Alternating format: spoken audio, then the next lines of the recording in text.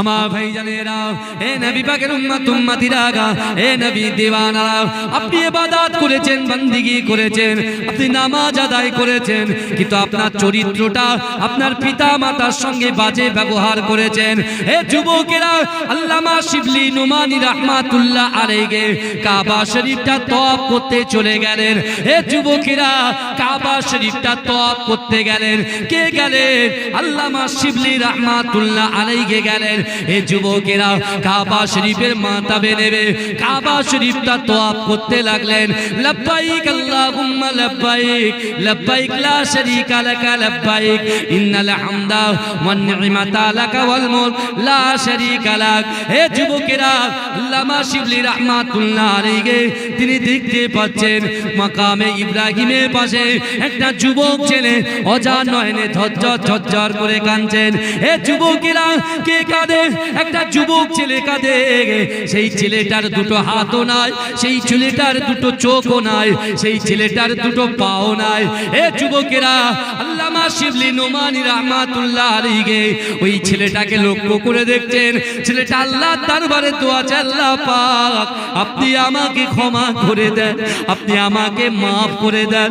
আল্লাহ আমি ভুল করেছি, আল্লাহ আমি পাপ করেছি, আল্লাহ আপনি আমাকে মাফ করে দেন, আল্লাহ আপনি আমাকে ক্ষমা করে দেন। এ যুবকেরা, এ নবী পাকের উম্মত উম্মতিরা, আল্লামা শিবলি নুমানি রাহমাতুল্লাহ আলাইহি এমন করে কাবা শরীফ তওয়াফ করার পরে যখন হজের সিজনটা শেষ হয়ে যায়, তিনি বাড়িতে চলে আসলেন। এ যুবকেরা, এ নবী পাকের উম্মত উম্মতিরা, আল্লামা শিবলি নুমানি রাহমাতুল্লাহ আলাইহি আবার 1 বছর পরে আবার তিনি হজ পাকে রওনা দিলেন। এ যুবকেরা, আবার হজ পাকে রওনা দিয়ে কাবা শরীফটা আবার তওয়াফ করছেন।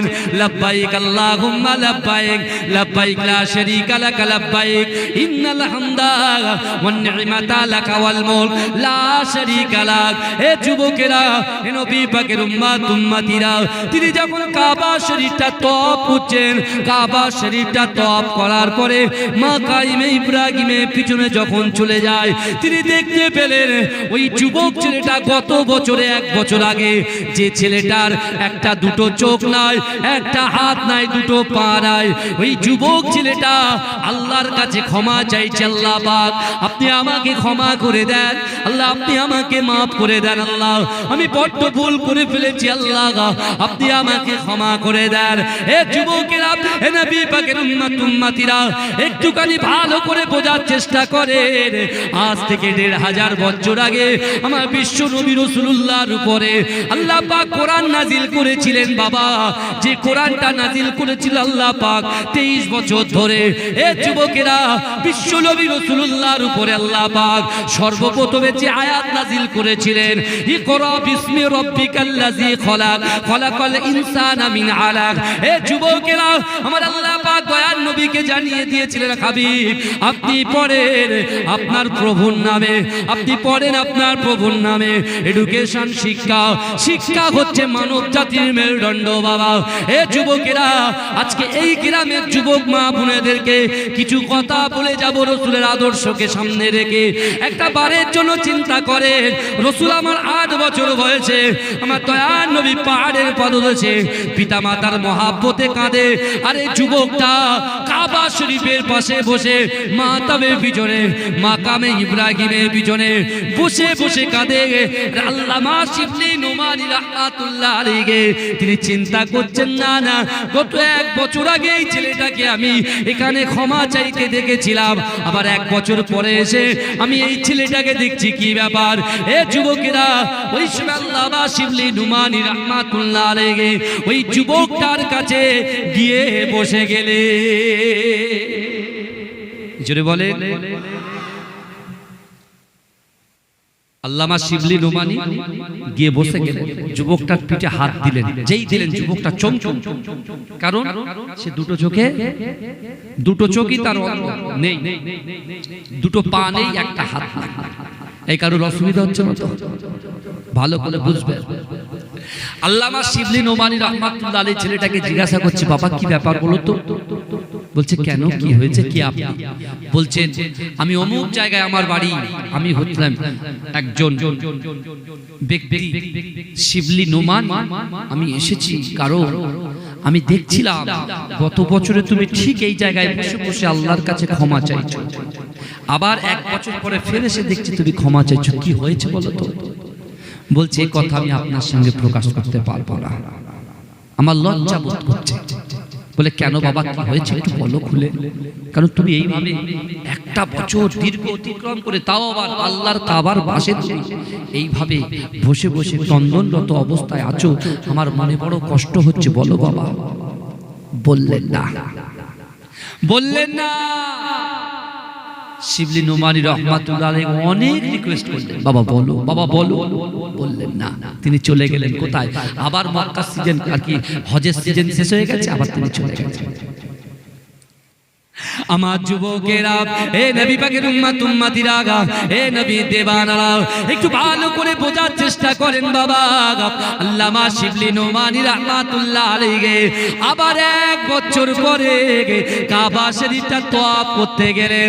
কাবা শরীফটা তওয়াফ করে দেখতে পাচ্ছেন ও যুবকেরা, যে যুবকটা 2 বছর আগে থেকে ওই মাকামে ইব্রাহিমের পিছনে বসে বসে আল্লাহর কাছে একইভাবে ক্ষমা চেয়ে যাচ্ছে, একইভাবে ক্ষমা চেয়ে যাচ্ছে। আল্লামা শিবলি নোমানী রাহমাতুল্লাহ আলাইহি বলছে সহ্য করতে পারলেন, আবার গেলেন গিয়ে হাতটা তো একটা হাত ধরে বলছেন, বাবা তুমি বলো কি সমস্যাটা কি? দীর্ঘ 1 বছর চলে গেল, 2 বছর চলে গেল, 3 বছর চলে গেল, তুমি এরকম ভাবে বসে বসে আল্লাহর কাছে কাঁদছো। ওই যুবক ছেলেটার চোখ দিয়ে ঝরঝর করে পানি পড়ছেন, আর আল্লাহর ওলি শিবলি নোমানীকে বলছে, হুজুর আমি একটা ভীষণ বড় বিয়াদবি করে ফেলেছি, আল্লাহর কোরআনের বিরুদ্ধাচরণ করেছি। বলছে কি বাবা? বলছে আল্লাহ কোরআনে বলেছিলেন, ফালা তাকুল্লাহুমা উফি ওয়ালা তানহারহুমা ওয়া কুল্লাহুমা কাওলান কারীমা। আল্লাহ বলছে তোমাদের আচার আচরণে, তোমাদের ব্যবহারে তোমাদের পিতামাতা যেন উপশব্দ না করে। কিন্তু হুজুর একদিন আমি ব্যবসার জন্য বাইরে গিয়েছিলাম, ব্যবসার জন্য বাইরে থেকে এসে বাড়িতে এসে আমার স্ত্রীর সঙ্গে ঘরেতে যখন বসে দুজনা কথোপকথন করছিলাম, আমার স্ত্রী আমার মায়ের বিরুদ্ধে 2টো কথা বলেছেন, কিন্তু আমি বাইরে থেকে এসেছি, আমার মেজাজটা ঠিক ছিল না। স্ত্রীর কথা শুনে মায়ের উপরে উত্তপ্ত হয়ে আমার মা একটা টুলের উপরে বসেছিল, আর আমি আমার স্ত্রীর কথা শুনে, অর্থাৎ আমি রাগটাকে কন্ট্রোল না করতে পেরে আমি মায়ের পিছন থেকে 1 লাথি মেরে ফেলে দিলাম। ফেলে দেওয়ার সাথে সাথে আমার মা ছটফট করতে করতে আমার সামনেই ইন্তেকাল করলো। ইন্না লিল্লাহি ওয়া ইন্না ইলাইহি রাজিউন।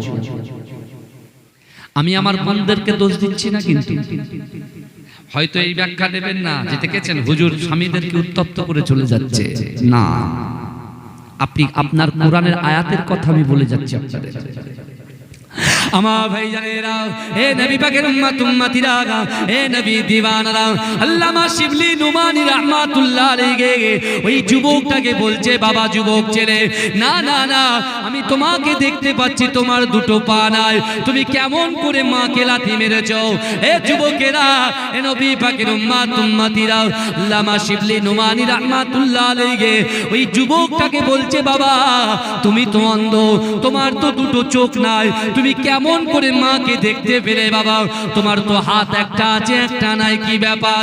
এ যুবকেরা, এ নবী পাকের উম্মত উম্মতিরা, ওই আল্লাহর বান্দা ওজা নয়নে কাঁদতে কাঁদতে আল্লামা শিবলি নোমানী রাহমাতুল্লাহ আলাইহিকে বলেছিলেন, হুজুর না না না, যেদিন আমার মাকে আমি লাথি মারলাম, লাথি মারার পরে আমার মা যখন ইন্তেকাল করলো, আমার মনে বড় কষ্ট হলো, আমি সহ্য করতে পারলাম না।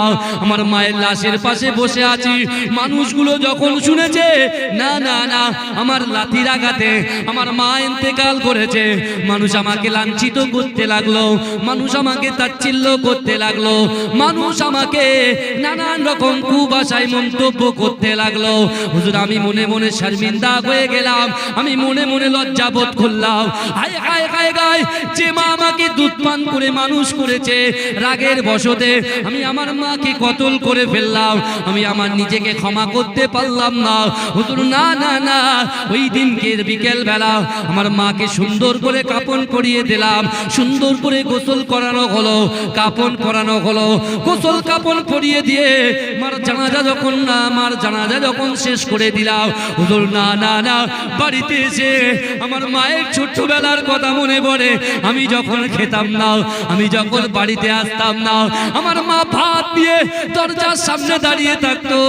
আমি যখন ঘুমাতাম না, আমার মা আমার পাশে বসে বসে, আমার মা আমার পাশে বসে বসে আমার মা মেসেজ করে দিত, মাথায় হাত বুলিয়ে দিত। আমি যতক্ষণ পর্যন্ত ঘুমাতাম না, আমার মা না দে আমাকে ঘুম পাড়িয়ে দিত। শুধু তাই নয়, শীতের রজনীতে আমার গায়ের কম্বল পড়ে যাবে, ওই জন্য মা আমার না ঘুমিয়ে সারা রাত আমার দিকে চৌকি দিত। কিন্তু হুজুর না না না, আমি তো রাগের বসে বিয়াদবি করে ফেলেছি, আল্লাহর কাছে কি আমার ক্ষমা হবে? কারণ আমি তো আল্লাহর কোরআনের বিদ্রোচারণ করেছি। এ যুবকেরা, এ নবী পাকের উম্মতিরা, একটু ভালো করে বোঝার চেষ্টা করেন বাবা। আল্লামা শিবলি নোমানী রাহমাতুল্লাহ আলাইহি ওই যুবকের কথা শুনে অজনয়নে ঝরঝর করে কাঁদে। এ যুবকেরা, ওই সময় শিবলি নোমানী জিজ্ঞাসা করছে, বাবা ছেলে তোমার তো পা নাই, মাকে লাথি মারলে কি করে? বলছে হুজুর না না, আল্লাহ পাক রব্বুল আলামিন আমাকে দুটো করে পা দিয়েছেন, দুটো করে চোখ দিয়েছেন, দুটো হাত দিয়েছেন, আল্লাহ পাক বোঝার ক্ষমতা দিয়েছেন। কিন্তু হুজুর না না, যেদিনকে মাকে দাফন করেছিলাম, মাকে দাফন করার পরেতে ঘরের ভিতরে ঢুকে যখন মায়ের কথা বড্ড মনে পড়ছে, আমি একটা হাতুড়ি দিয়ে আমার পায়ে আঘাত করতে লাগলাম। এত জোরে আঘাত করলাম, আমার মনে কষ্ট সইছে না, আমি কষ্ট সহ্য করতে পারলাম না। সাথে সাথে আমার বাড়িতে একটা বড় ছুরি ছিল, একটা তরোয়াল ছিল, ওই তরোয়াল দিয়ে আমার ডান পা দিয়ে মা খেলাতে মেরেছিলাম। আর ওই ডান পাটা আমি নিজে হাতে তরোয়াল দিয়ে ওই পাটাকে খেটে ফেলে দিলাম। হুজুর না না না, তাও আমার মনে আশা মেটে না, আমার মাকে আমি কষ্ট দিয়েছি, কি করব? হুজুর আপনি কি জানেন, আমি মনে মনে চিন্তা করছি, আল্লাহ পাক কোরআন পাকের ভিতরে বলেছে, বান্দা ওহুয়া মাকুম আইনা মা কুনতুম, ও বান্দা তোমরা যেখানে আমি আল্লাহ সেখানে,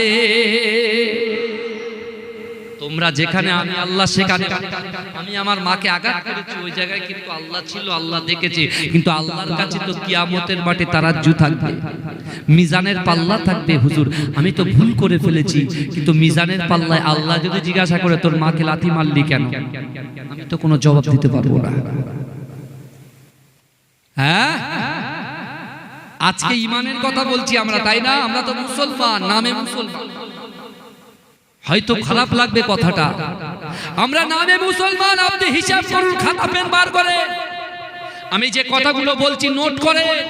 এ যুবক, আমেরিকা ইউরোপের জারজ সন্তান ইসরায়েল যেভাবে ফিলিস্তিনের উপরে অ্যাটাক করেছে, এই ফিলিস্তিনে মায়ের কোলে সন্তান শুয়ে আছে, মায়ের দুধ পান করছে, হঠাৎ করে বোমের আওয়াজে পুরো অন্ধকার হয়ে গেছে। উপর থেকে বড় বড় পিলার গুলো মায়ের বুকের উপরে পড়ে গেছে।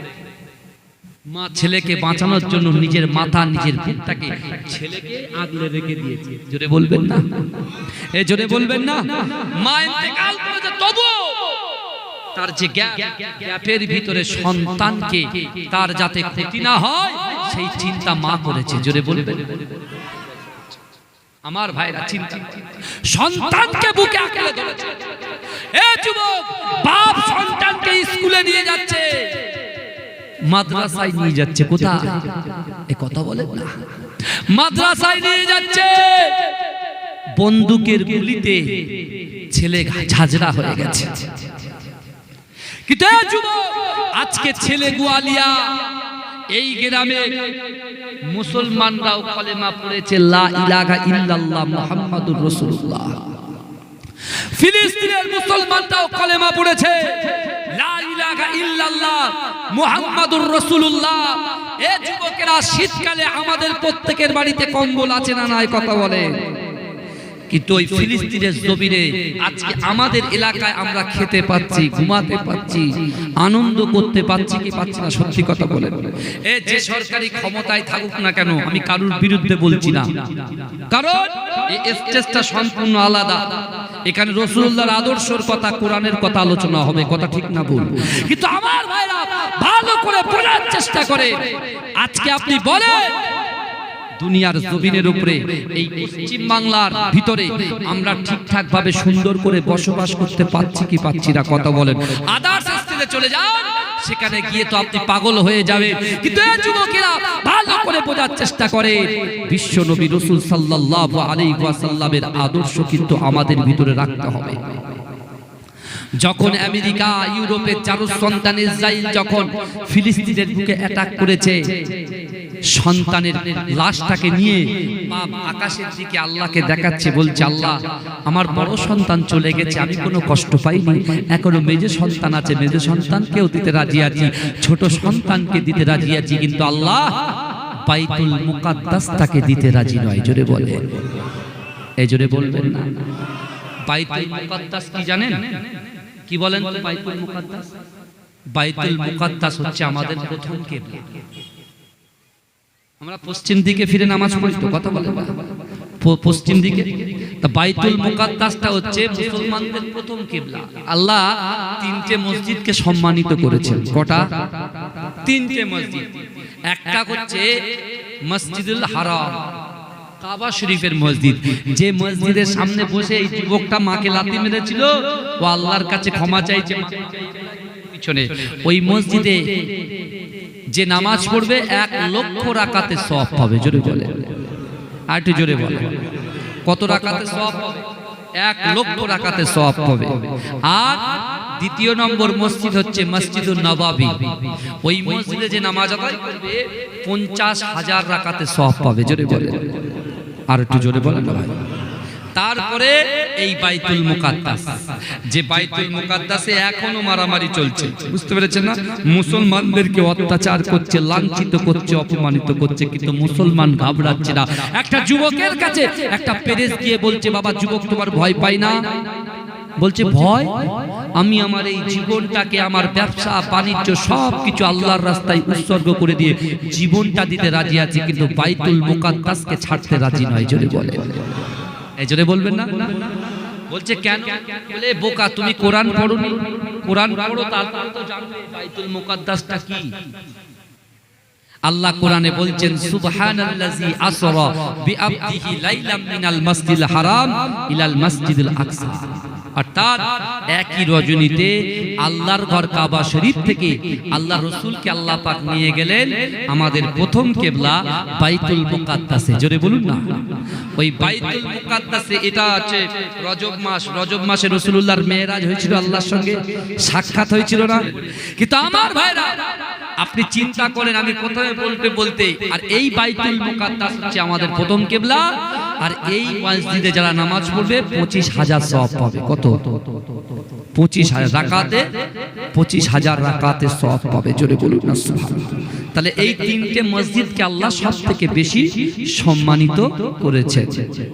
কিন্তু আমার ভাইরা সেই কাবা শরীফে সর্বপ্রথম যে কাবা ইব্রাহিম আলাইহিস সালাতু ওয়াস সালাম তৈরি করেছিলেন, তার আগেও থেকেও যে কাবাটা ছিল, ওই কাবার পাশে মাকামে ইব্রাহিমের পাশে একজন যুবক যে মার সাথে লাঞ্ছিত অপমানিত করেছে, হ্যাঁ, চার লাঠির আঘাতে তার মাকে হত্যা করেছে, সেই ছেলে ক বছর ধরে কেঁদেছে, কাঁদছে ক বছর ধরে?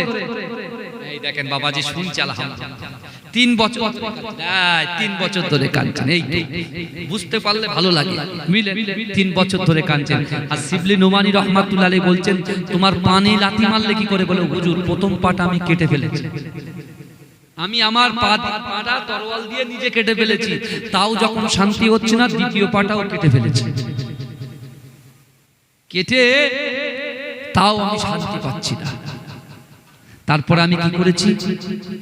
আমি আমার নিজের একটা হাত আর একটা হাত দিয়ে কেটে ফেলেছি, হিচড়ে হিচড়ে হিচড়ে হিচড়ে আল্লাহর কাবা ঘর পর্যন্ত পৌঁছে গেছি। জোরে বলো, জোরে বলুন না। আমার ভাইজানেরা, এ নবী পাকের উম্মত উম্মতিরা, এ নবী দেওয়ানারা, আল্লাহ পাকের নবীদের উপরে আল্লাহ পাক ওই নাজিল করত, আল্লাহ ওলি বান্দাদের উপরে আল্লাহ পাক এলান পাঠায় বাবা। এ যুবকেরা, এ নবী পাকের উম্মত উম্মতিরা, আল্লামা শিবলি নুমানি রাহমাতুল্লাহ আলাইহি ওই যুবক ছেলেটা বলছে, আমি আমার মাকে কষ্ট দিয়েছি, আমার লাঠির আঘাতে আমার মা যখন ইন্তেকাল করেছে, আমি আল্লাহর কাছে ক্ষমা চাওয়ার জন্য নিজের দুটো পা খানা কেটে ফেললাম, একটা হাত কেটে ফেললাম। আমার যখন মন হাই দিচ্ছে না, আমার মন যখন আরো খারাপ হয়ে যায়, আমি নিজের আঙুল দিয়ে, নিজের হাতের আঙুল দিয়ে নিজের চোখ খানা উপড়িয়ে ফেললাম। কিন্তু না না না, এখনো পর্যন্ত আমার দিলের ভিতরে জ্বলন হয়। আমি আল্লাহর কাছে কি জবাব দেব? আমার আল্লাহ তো আমাকে ক্ষমা করবে না। হে যুবকেরা, হে নবী পাকের উম্মত উম্মতিরা, আমার আল্লাহ পাক কোরআনে বলছে, বান্দা বিসমিল্লাহির রহমানির রহিম, আহাসিবান নাসু আইয়ুতরাকু আইয়াকুলু আমান্না ওয়া হুম লা ইফতানুন। আমার আল্লাহ বলছে, বান্দা আমি আল্লাহ, তোমরা যারা ঈমান এনেছো, তোমরা কি মনে করো আমি আল্লাহ তোমাদেরকে ছেড়ে দেব? ওয়া হুম লা ইফতানুন, আমি আল্লাহ কি তোমাদের পরীক্ষা করব না? কোরআন বলছে, কোরআন ভাই তুলে রাখার জিনিস, এই কথা বলে। এই কোরআন কি সাজিয়ে রাখার জিনিস? আপনি প্রত্যেক বাড়িতে যান, কোরআন দেখবেন সাজানো আছে, কিন্তু কোরআন পড়নেওয়ালা লোকের অভাব, কোরআন পড়ার লোকের অভাব। যদি বলুন হুজুর কি কথা বলছেন আপনি? আরে ভাই, এখন মুসলমানদের উপরে বিশাল অত্যাচার, চারিদিকে দেখছেন না কি অবস্থা হচ্ছে? জায়গাগুলো দখল করে নিচ্ছে ইচ্ছা করে, শক্তি আছে, পাওয়ার আছে, পাওয়ার দেখিয়ে নিয়ে নিচ্ছে। তা ভাই, আমরা মুসলমান কার উপরে ডিপেন্ডেন্ট বলেন? আল্লাহর উপরে। ভরসা কার উপরে করি আমরা? এই কথা বলেন না, আল্লাহর উপরে করি। আপনি দেখতে পাচ্ছেন তো ফিলিস্তিনের উপরে এত অ্যাটাক, এত মার, এত লাঞ্ছিত, এত বঞ্চিত, এত অপমানিত হওয়ার পরেও তারা কিন্তু কলেমা ছাড়ছে না, তারা কিন্তু বাইতুল মুকাদ্দাসকে ছাড়ছে না। কারণ তাদের কলিজার ভিতরে আল্লাহর ভয় আছে, রাসূলুল্লাহর মহব্বত আছে। জোরে বলুন না সুবহানাল্লাহ। কিন্তু এই যুবক, আজকে সারা বিশ্বের মুসলমানের হাতে বড় বড় মোবাইল চলে গেছে, বড় বড় ল্যাপটপ, বড় বড় কম্পিউটার তাদের হাতে উঠে গেছে। কিন্তু এই যুবক, মুসলমানদের হাতে অ্যান্ড্রয়েড সেট উঠে গেছে, তাস উঠে গেছে, মদের বোতল উঠে গেছে। যেদিনকে মুসলমানের হাত থেকে অ্যান্ড্রয়েড সেট উঠে গিয়ে আল্লাহর কোরআন চলে আসবে, তাদের মুখে জবানে এমন করে বাজে কর্মক্রিয়া থেকে শুরু করে, বাজে বাক্যলাপ থেকে শুরু করে, যেদিন তাদের মুখ থেকে বিতাড়িত করে, সেদিন ওদের জবান থেকে যেদিন কলেমার ধ্বনি উঠবে, আল্লাহ জিকির উঠবে। শুধু তাই নয়, যারা জোয়া পাট্টা শাট্টা ছেড়ে দিয়ে যারা নামাজের মাসাল্লায় বসে আল্লাহর কাছে দোয়া চাইবে, হে যুবকেরা বিশ্বাস করো, আল্লাহর কোরআন, রাসূলুল্লাহর মহব্বত একদিন না একদিন দেরি হলেও মুসলমানদের বিজয় আসবে, আসবে, আসবে। জোরে বলুন। কিন্তু আমরা তো কোরআন থেকে দূরে সরে গেছি, হাদিস থেকে দূরে সরে গেছি, পিতামাতার মহব্বত থেকে দূরে সরে গেছি, আলেমদের সম্মান থেকে দূরে সরে গেছি। আর মা বাপের মহব্বত, ভালোবাসা তো দূরের কথা, যত তাচ্ছিল্য করা হয় পিতামাতা। আমি ওই জন্য তুললাম, কারণ মা বাপই তো আসল শিক্ষক সন্তানের। মা বাপেরই তো আসল শিক্ষক সন্তানের। বাপ বিড়ি খাচ্ছে, ছেলেকে বলছে দেশলাইটা নিয়ে আয়। ছেলে পরে বলে, বাপ তুই বিড়ি দে। বাপ বেটাই মিলেমিশে খায়। এরকম হয় কি হয় না? আল্লাহর রাসূলের উপরে ১৫০০ বছর আগে যে আয়াত আল্লাহ নাজিল করেছিল, সর্বপ্রথম কোরআনের ভিতরে ৬৬৬৬টা আয়াত, ১১৪টা সূরার আগে যে আয়াতটা আল্লাহ নাজিল করেছেন, ইকরা বিসমি রাব্বিকাল্লাযী খলাক, পড়ো আপনার প্রভুর নামে। পড়া, এডুকেশন, শিক্ষা। শিক্ষা হচ্ছে মানব জাতির মেরুদণ্ড। যে যুবকটা যদি শিক্ষিত হয়, কিসের শিক্ষিত? শরিয়াতি শিক্ষিত, কোরআনের শিক্ষিত। ওই যুবক যদি কোরআন পড়ে, কোরআন বোঝে, কোরআন জানে, আর ওই কোরআনে যদি এই কথাটা লিখতে পাওয়া যায়, এই কোরআনের কথাটা, এই কোরআনের আয়াতটা যদি সে পড়ে, যে ফালা তাকুল্লাহুমা উফিউ ওয়ালা তানহারহুমা ওয়া কুল্লাহুমা কওলান কারীমা। আল্লাহ বলছে বান্দা আমি আল্লাহ তোমার হাত দিয়েছি, পা দিয়েছি, চোখ দিয়েছি, নাক দিয়েছি, জবান দিয়েছি, ইজ্জত দিয়েছি, যৌবন শক্তি দিয়েছি, আমি আল্লাহ সবকিছু দিয়েছি। আমি আল্লাহ ঘোষণা দিচ্ছি যে তোমাদের পিতা মাতার উপরে কুআচরণ কুমন্তব্য করো না, যাতে করে তারা উপশব্দ করে। জাননেওয়ালা কোরআন পড়নেওয়ালা ছেলে যদি এই আয়াতটার গুরুত্ব দিত তাহলে পিতা মাতাকে কি কষ্ট দিত? আল্লাহ কোরআনে বলছেন বান্দা বিসমিল্লাহির রহমানির রহিম ইন্না রাব্বাকা লাবিল মিরসাদ, নিশ্চয় আমি আল্লাহ আমার বান্দা বান্দির দিকে সতর্ক দৃষ্টি রাখি। এই আয়াতটা আমি সব সময় পড়ি, কারণ এই আয়াতটা কি শিক্ষা দেন জানেন? এই আয়াতটা কি শিক্ষা দেন জানেন? আল্লাহ কোরআনে বলছেন ইন্না রাব্বাকা লাবিল মিরসাদ, নিশ্চয় আমি আল্লাহ বান্দার দিকে দেখি। আমার মা বোনেরা পর্দায় বসে আছে, রান্না বান্না ছেড়ে দিয়ে, স্ত্রী আপনার পুত্র সন্তানদেরকে ছেড়ে দিয়ে পর্দায় ঢুকে বসে আছে, আছে না নাই? আল্লাহ কিন্তু তাদেরকেও দেখছেন। জোরে বলুন। এই আজকে আমার যুবকগুলো বসে আছে, আমার মুরব্বী বাপগুলো বসে আছে, শীতের রজনীতে এখান থেকে ঠান্ডা উঠছে, তারপরেও তারা বসে আছে। আমার আল্লাহ কিন্তু দেখছেন। জোরে বলে আল্লাহ কতটা দেখেন? আমার যুবকরা লটারি কাটা হারাম, জোয়া খেলা হারাম, গান শোনা হারাম, গালাত গালাত পিকচার ব্লু ফিল্ম দেখা হারাম, গালাত গালাত পিকচার দেখা হারাম, পিতামাতার কষ্ট দেওয়া মারাটাও হারাম। বুঝতে পারছেন না? এই কাজগুলো যে আমরা করি, আর আমরা যখনই কোনো হারাম কাজ করি ভাই আমরা জানিয়ে করি না গোপনে গোপনে করি? জোরে বলে, একটু কথা বলতে হবে ভাই। আমি এক ডাকে একদম ঘটনা ধরে চলে যাব, আমার দ্বারা হবে না। বুঝতে পেরেছেন? এরকম কোনো বিশাল 3 ঘন্টার ঘটনা একভাবে কোনো জায়গায় পাবেন না। বুঝতে পেরেছেন? একটা আসে সেই জায়গা থেকে বলতে হয়, কিন্তু ভালো করে শুনেন আগে। রসুল কাঁদছে 8 বছর বয়সে মা বাপের জন্য, আর আমাদের পিতামাতা আছে, তাও আমরা কাঁদা তো দূরের কথা, তাদের কিভাবে লাঞ্ছিত করব, তাদের কিভাবে রুচিকর মন্তব্য দিয়ে কথা বলবো, এই চিন্তা আমাদের মাথায় আসে। কিন্তু আপনি বলেন, আমরা যখন কোনো বাজে কাজ করি, গুনার কাজ করি, ওই গুনার কাজটা কি আমরা দেখিয়ে করি না লুকিয়ে লুকিয়ে করি? জোরে বলেন। তাহলে আপনি বলছেন আমি আল্লাহকে ভয় করি, রাসূলকে মহব্বত করি, এই আয়াতটা বাড়িতে নিয়ে যাবেন। ইন্না রাব্বাকা লাবিল মিরসাদ। আল্লাহ বলছে বান্দা তুই ইমাম সাহেবের পিছনে লুকিয়ে লুকিয়ে তুই লটারি কাটছিস, ইমাম যাচ্ছে করে মাথাটা এদিক করে দিচ্ছিস, ঠিক আছে? পিজ্জাদা রাকিবুল আজিজ বখতিয়ারি ভাই গাড়ি নিয়ে যাচ্ছে, ঠিক লটারির দোকানের পাশ দিয়ে তুই টুক করে মুখটা ঘুরিয়ে দিলি, ঠিক আছে মেনে নিলাম। কিন্তু আমি আল্লাহকে দেখছি। কে দেখছে? কথা বলে না, দেখছে আল্লাহ দেখছে। কে দেখছে? আল্লাহ দেখছে। তাহলে একটা ইমানদার ব্যক্তি যে কলেমা পড়ে, একজন নারী সে বাজে ব্যভিচারিতে লিপ্ত হচ্ছে, সে মনে করছে 4 দেওয়ালের ভিতরে দরজা বন্ধ, জানালা বন্ধ, কেউ দেখছে না, জবি হোগা বাদ মে দেখা যায়গা, এখন যা ইচ্ছা তাই করব। কিন্তু ওর ভিতরে যদি আল্লাহর ভয় থাকে, রাসূলুল্লাহর মহব্বত থাকে, ও তখন মনে করবে হয়তো ইমাম দেখছে না, পীরজাদা পীর সাহেবরা দেখছেন না, হ্যাঁ গ্রামের কোনো গুণমান ব্যক্তি দেখছে না, দেখছেন কে? আল্লাহ। সাথে সাথে সে কি করবে? জিনিসটাকে অ্যাভয়েড করবে। যে অ্যাভয়েড করতে পারবে আল্লাহ তাকে 2টো জান্নাত দেবে। এই জন্য বলেন না আমার যুবকেরা, এ নবী পাকের উম্মত উম্মতিরা, এ নবী দিওয়ানারা, আল্লাহর কোরআন জানিয়ে দিয়েছে ওয়ালিমান খাফা মাকাম রাব্বিহি জান্নাতান।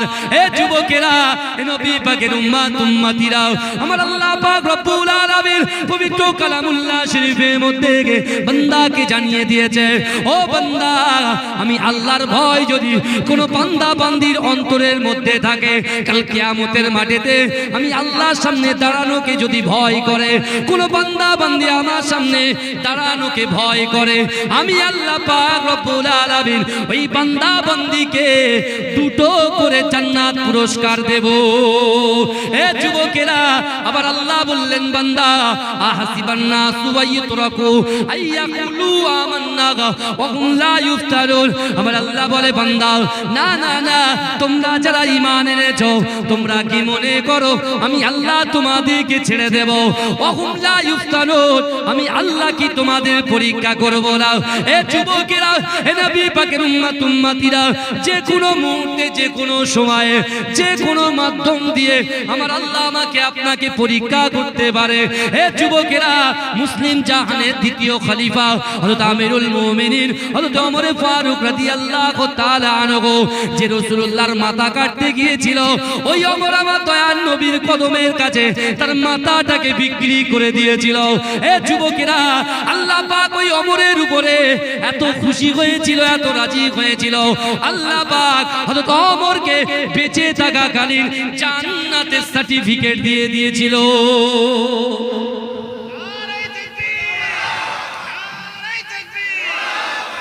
আমার ভাইরা, ওমর মাথা কাটতে গিয়েছে, তখন সে কি ছিল?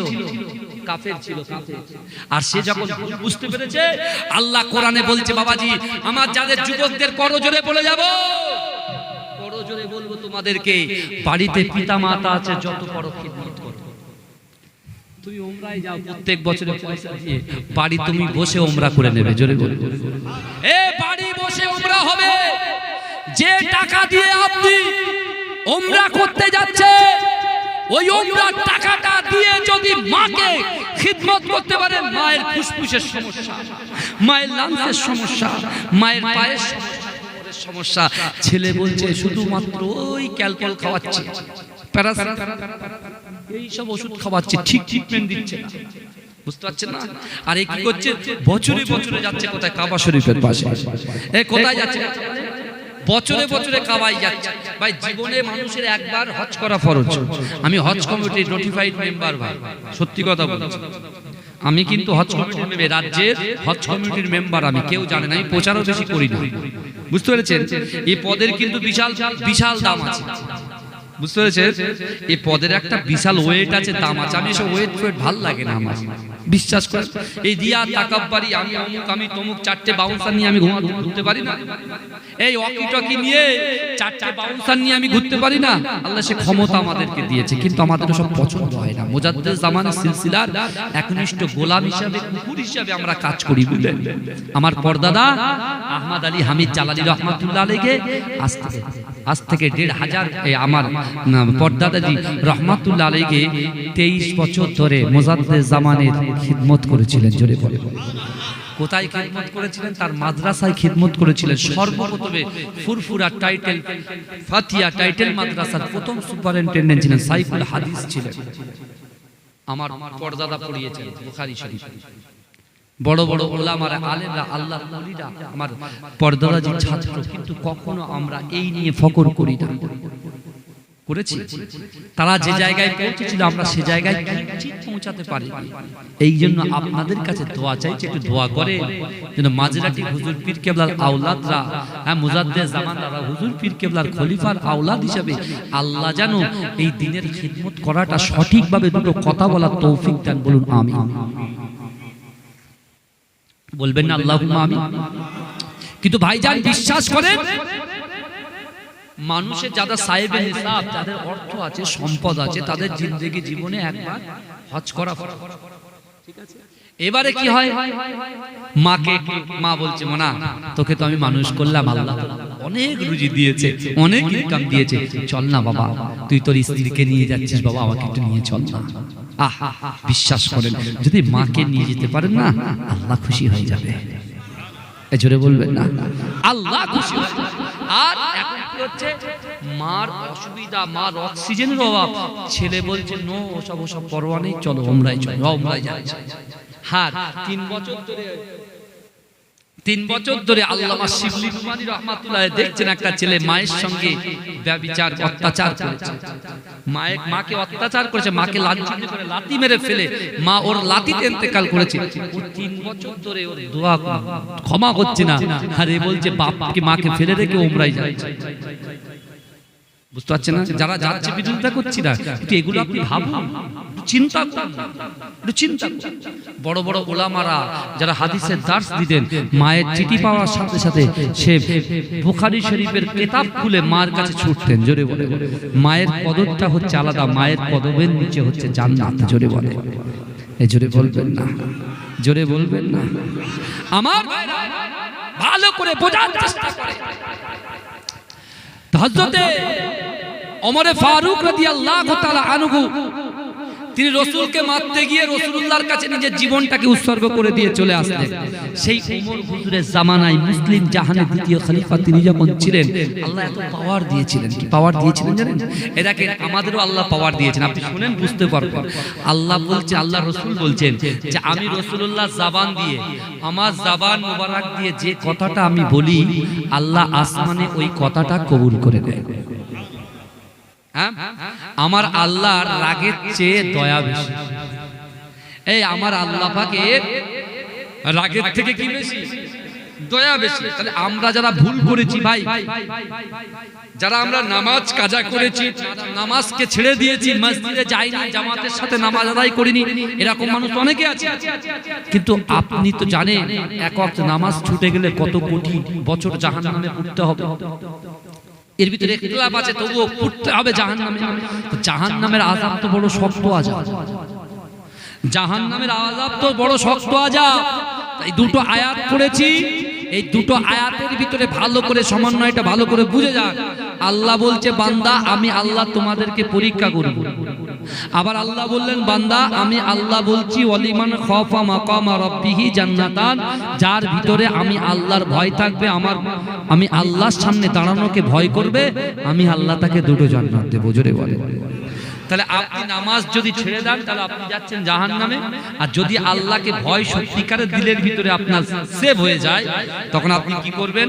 নামাজটা ঠিকঠাক আদায় করবেন, স্ত্রীর হক আদায় করবেন, সন্তানের হক আদায় করবেন, হ্যাঁ, পড়োশির হক আদায় করবেন, হুকুকুল্লাহ আল্লাহর হক, হুকুকুল ইবাদ সৃষ্টির হক, যেটাকে আমরা বলি বান্দার হক, ওই হকটাও আপনি পাই টু পাই যখন পালন করবে, আল্লাহর ভয় যখন আপনার দিলের ভিতরে এসে যাবে, আল্লাহ পাক বড় বড় মুসিবত, বড় বড় পালা মুসিবত থেকে, অত্যাচার থেকে, লাঞ্ছিত থেকে, অপমানিত থেকে আল্লাহ হেফাজত করে দুটো জান্নাত গিফট করবে। জোরে বলে। এই মুসলিম জাহানের দ্বিতীয় খলিফা হুজুরের জামানায় একটা যুবক ছেলে ছিল, বুঝলেন? কোন কোন কিতাবে অনেক রকম কথা লেখা আছে, কিন্তু 20 থেকে 30 বছরের মধ্যে এই যুবক ছেলেটা একটা রুটিন করেছিল। সে 5 ওয়াক্ত নামাজ জামাতের সাথে মসজিদে নববীতে ইমাম ছিলেন। হযরতে ওমরে ফারুক রাদিয়াল্লাহু তাআলা আনহু ছিলেন ইমাম। আর এই যুবকটা ছিল মুক্তাদি। জোরে বলে। এই জোরে বলবেন না?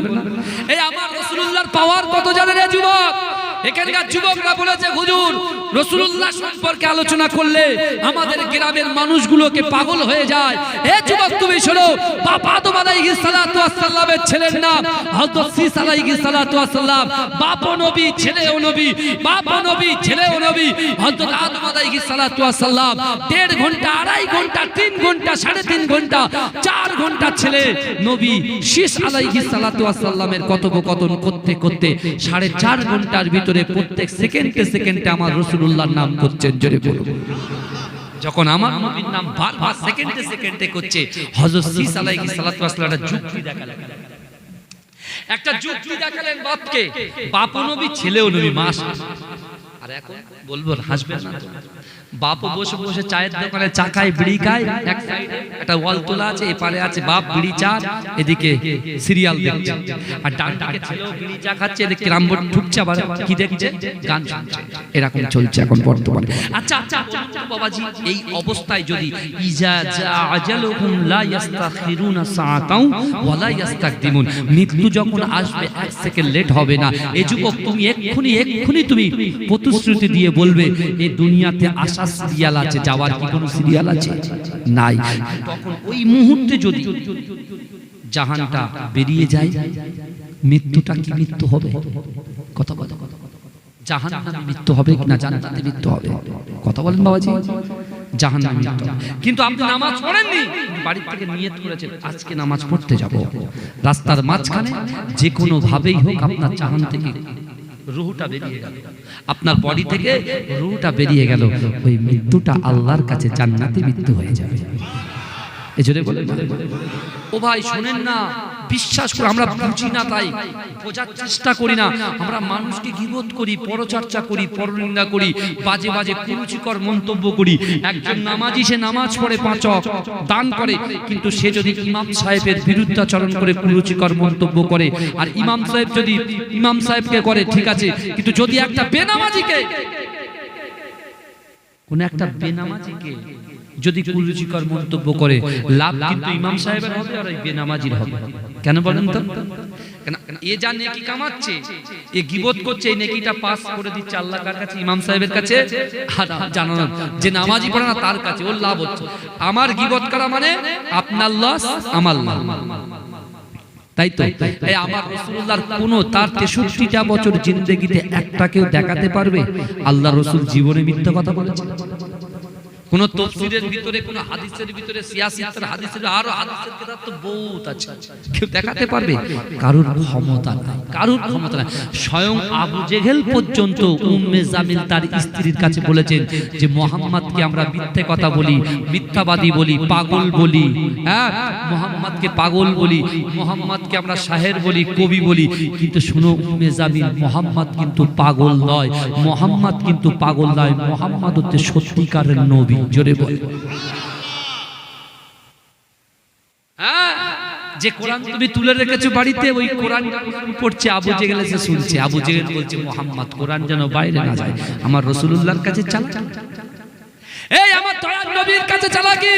এই আমার রাসূল সেই সময় সংকল্প করলেন, সেই সময় নিয়ত করলেন, আর আবু জেহেল, আবুল আবুদুবা, শাইবা, শিবা, মুগিরাকে লক্ষ্য করে বলেছিলেন, এই জালিমেরা তোরা শোন, আজকে তোরা বলছিস কোরআনটা ঘরের মধ্যে সীমাবদ্ধ রাখতে, কিন্তু আমি রাসূলুল্লাহ আজ থেকে সংকল্পবদ্ধ হলাম, আজ থেকে ওয়াদা করলাম, আজ থেকে নিয়ত করলাম, এই কোরআনটাকে যতক্ষণ পর্যন্ত সারা বিশ্বের জমিনে ঘরে ঘরে আমি রাসূল এই কোরআনটাকে বন্টন করে দেব। জোরে বলে, জোরে বলা যাবে না?